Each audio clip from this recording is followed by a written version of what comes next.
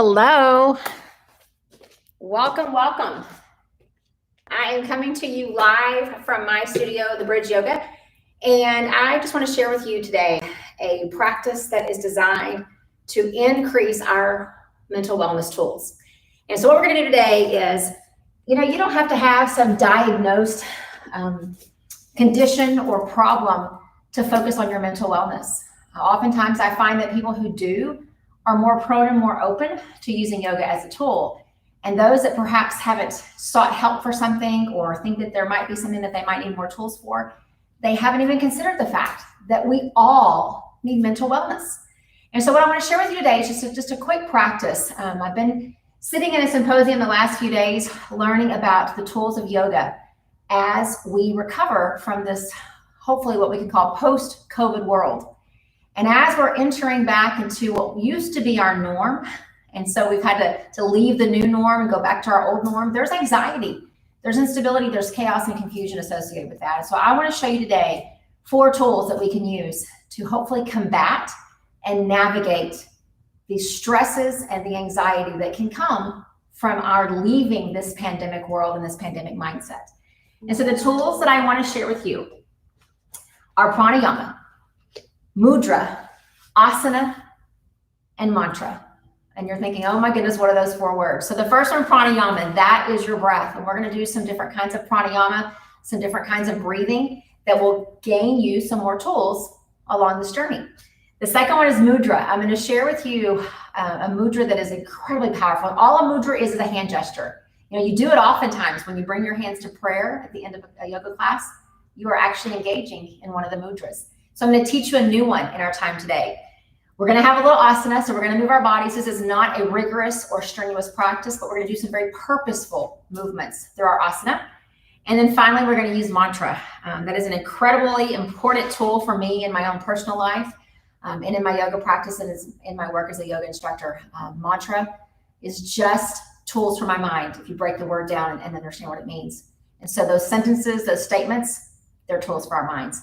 So if you are practicing with me live or from home, what I hope that you'll do is have, if you have yoga blankets, grab them, but I'm guessing most of you have bath towels.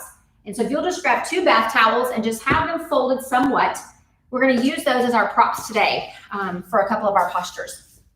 We're actually going to start off in a seated position in what we call Sukhasana. We call this the easy seat because the word breaks down to the actual meaning of the posture of peaceful space. And so we're creating peaceful space by sitting here and in whatever way works for you to cross your legs. And I want you just to place your hands on your knees and I want you to close your eyes. And I want you to sit up nice and tall and I just want you to breathe. Allow your spine to grow long. Allow your shoulders to draw down from away from your ears. And just breathe the way that your body has trained itself over time to breathe. And then we're going to become a little more intentional about our breath, but not yet. First, we're going to breathe. And I want you to give yourself permission just to pull away from your busy schedule for the next few minutes. We won't be here long, just a few minutes to gain some tools so that once we re-enter our busy lives, those tools will help us navigate whatever life throws in our path, unexpected and expected.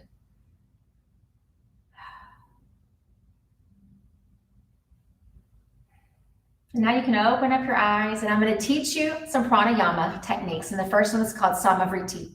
And all samavriti is it is a very balanced, boxed kind of breathing. It's a kind of breathing that allows us to find balance in our lives through our breath. So from where you are seated, I want you to sit up nice and tall.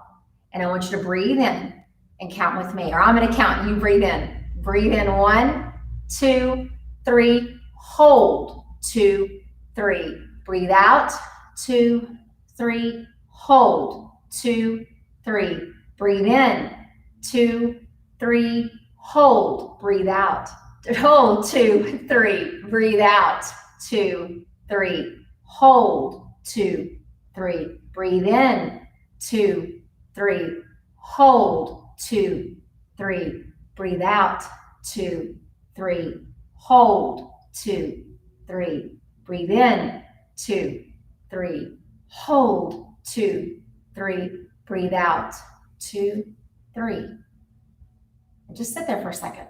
Just breathe.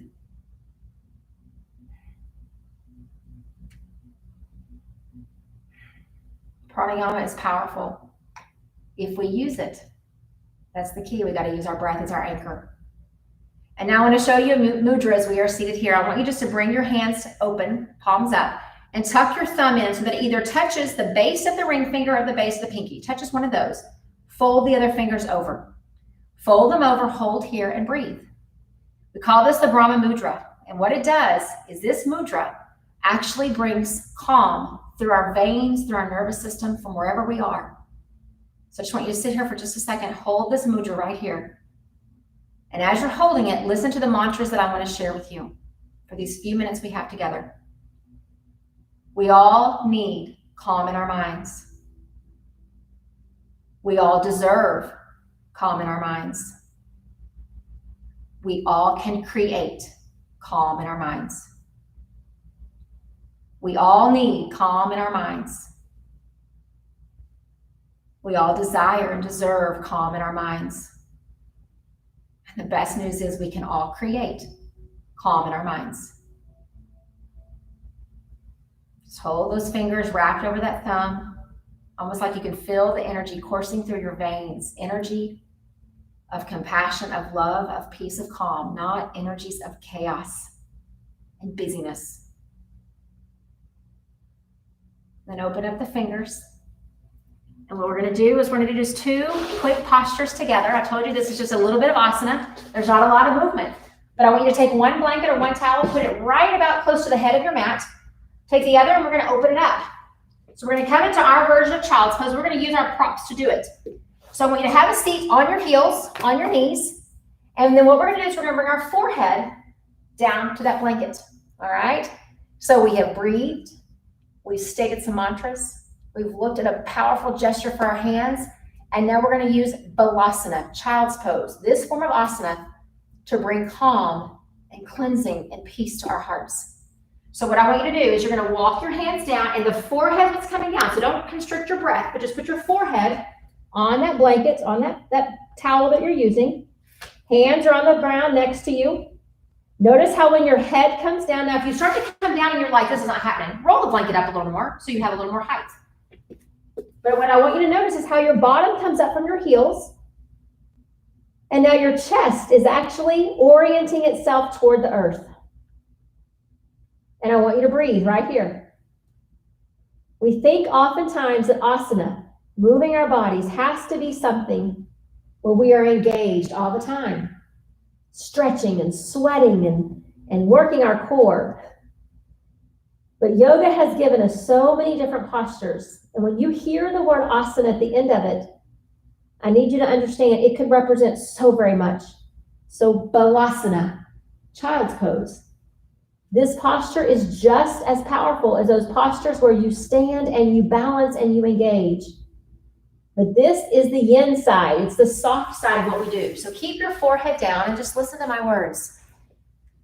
This is the soft side of asana. Because when the world gives us push and chaos, we answer it back with something like this, with that balanced breath, with those simple hand gestures to bring power to our physical and our neurological body. And then we find postures, body movements that bring that same calm to us. So continue to breathe. Your forehead is on that blanket resting. Your heart is oriented toward the ground and you are breathing. And as you're breathing, I want you to inhale deeply from your belly, slow and steady. And then I want you to open your mouth, let it all go. You can hear the breath because everything's right there along the mat. Breathe in again. Exhale, release. Do it 2 more times. Breathe in. Exhale, release. Again, pranayama is powerful. 1 more. Breathe in and release. Keep your forehead on the mat and listen to these mantras once more. We all need calm minds. We all deserve calm minds. And I promise you, we all can create calm minds. Continue to breathe. Your forehead is on the mat.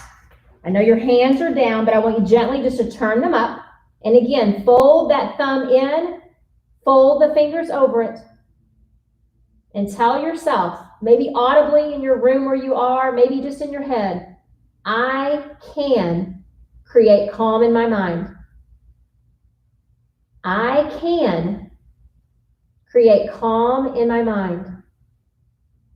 Once more, I can create calm in my mind. Unfold the fingers, gently bring yourself up. Find your way back into that seated Sukhasana, that seat of peaceful space. And this time, bring the hands to the heart. When the world gives you chaos and uncertainty and noise, face it with calm. Use your breath. Use your physical body. Use your yoga postures. Use the power of mantra.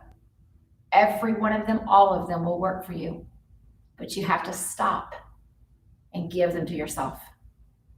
That's my gift to you today. Namaste.